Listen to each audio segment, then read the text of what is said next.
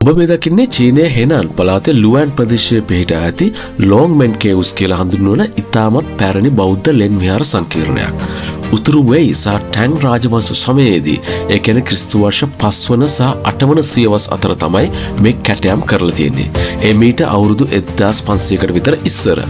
ඊ නමින් හැඳින්වෙන ගඟේ ඉවුරේ පිහිටි හුණුගල් පර්වතයක් දිගේ කිලෝමීටරයක් පමණ විහිදෙන මෙම ගුහා 2300කට වඩා තියෙනවා. මේවා තුල බෞද්ධ ප්‍රතිමා ලක්ෂයකට වඩා සහ සෙල්ලිපි දහස් ගණනක් අඩංගු වෙනවා.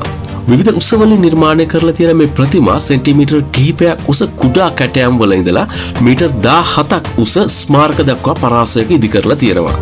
මේවායින් වඩාත්ම ප්‍රසිද්ධ වෙන්නේ වෛරෝකන බුද්ධ ලෙස හැඳින්වෙන ඔබ මේ දකින බුදු පිළිමය. සියවස් ගණනාවක් පුරා චීන බුද්ධාගමේ කලාත්මක ආගමික සහ සංස්කෘතික සංවර්ධනය මෙම ලොන්ග්මන් ග්‍රැටෝස් වලින් ලෝකයටම දැක ගන්න පුළුවන් වෙනවා. අද වෙනකොට ලොන්ග්මන් ග්‍රැටෝස් යුනෙස්කෝ ලෝක උරුම අඩවියක් වන අතර වසර 10 ගණනකට පෙර පැවති බෞද්ධ කලාවේ දියුණුව පිළිබඳ හොඳ උදාහරණයක්.